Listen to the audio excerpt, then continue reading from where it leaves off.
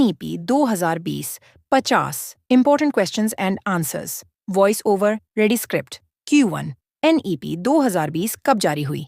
A1 30 जुलाई 2020 Q2 NEP 2020 किस मंत्रालय ने जारी की? A2 मानव संसाधन विकास मंत्रालय Q3 NEP 2020 किस शिक्षा नीति को बदलती है? A3 राष्ट्रीय शिक्षा नीति 1986 Q4 मसौदा समिति के अध्यक्ष कौन थे? A4 डॉक्टर के कस्तूरी रंगन Q5 शिक्षा में निवेश का लक्ष्य कितना है? A5 GDP का 6% Q6 NEP 2020 किस अंतर्राष्ट्रीय लक्ष्य से जुड़ी है?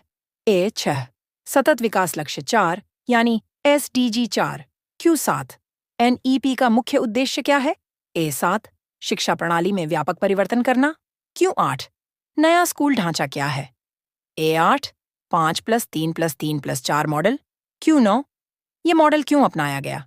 A9 बच्चों के समग्र विकास को ध्यान में रखने के लिए Q10 फाउंडेशनल स्टेज की आयु सीमा क्या है? A10 3 से 8 वर्ष Q11 प्रिपरेटरी स्टेज की आयु सीमा क्या है? A11 8 से 11 वर्ष Q12 मिडिल स्टेज की आयु सीमा क्या है? A12 11 से 14 वर्ष Q13 सेकेंडरी स्टेज की आयु सीमा क्या है? A13 14 से 18 वर्ष Q14 ECCE किस आयु के बच्चों हेतु है?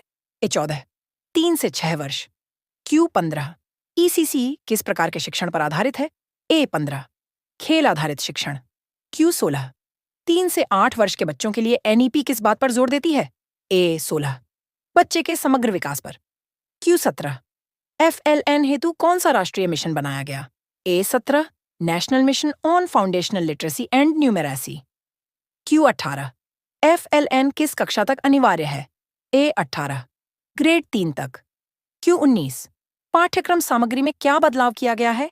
A19 इसे केवल कोर एसेंशियल्स तक सीमित किया जाएगा Q20 इस बदलाव का उद्देश्य क्या है?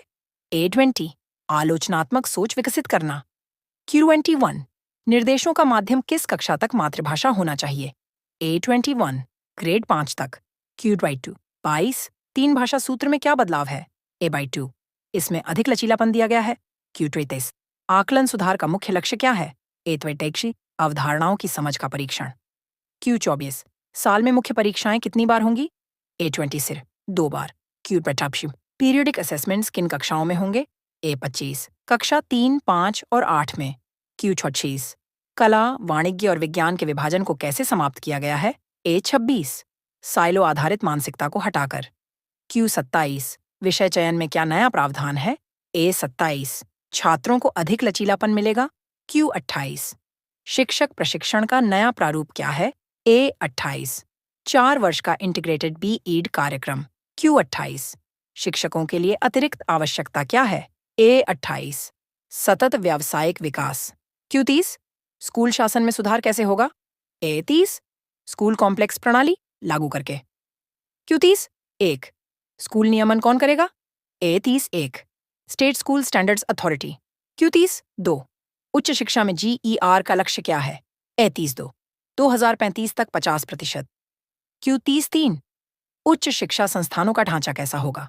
A33 बहुविषयक विश्वविद्यालय और कॉलेज Q34 स्नातक डिग्री की मुख्य विशेषता क्या है? A34 multiple exit options Q35 उच्च शिक्षा संस्थान किस प्रकार की विशेषाधिकार प्राप्त करेंगे? A33 अधिक स्वायत्तता Q36 उच्च शिक्षा का नियमन कौन करेगा? A36 भारतीय उच्च शिक्षा आयोग HECI Q37 शोध को बढ़ावा देने के लिए कौन सी संस्था बनाई जाएगी? A37 national research foundation Q38 वैश्विक सहयोग कैसे बढ़ाया जाएगा? A38 विदेशी विश्वविद्यालयों को भारत में कैंपस खोलने की अनुमति देकर Q29 कितने शीर्ष विश्वविद्यालय भारत में कैंपस खोल सकेंगे?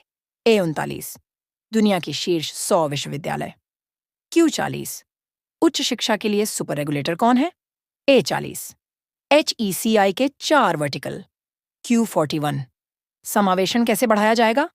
A41 टारगेटेड पॉलिसीज और स्पेशल एजुकेशन जोन्स द्वारा Q42 RT अब कितनी उम्र तक लागू है? A42 18 वर्ष तक Q43 कौशल शिक्षा को कैसे बढ़ावा मिला है? ए 43 वोकेशनल कोर्सेज और इंटर्नशिप्स जोड़कर। क्यू 44 NETF क्या है? ए 44 national educational technology forum. Q 45 online शिक्षा के साधन क्या हैं? ए 45 ई कक्षाएं, डिजिटल भंडार, वर्चुअल लैब्स और शिक्षक प्रशिक्षण। क्यू 45 नामांकन बढ़ाने में तकनीक की क्या भूमिका है?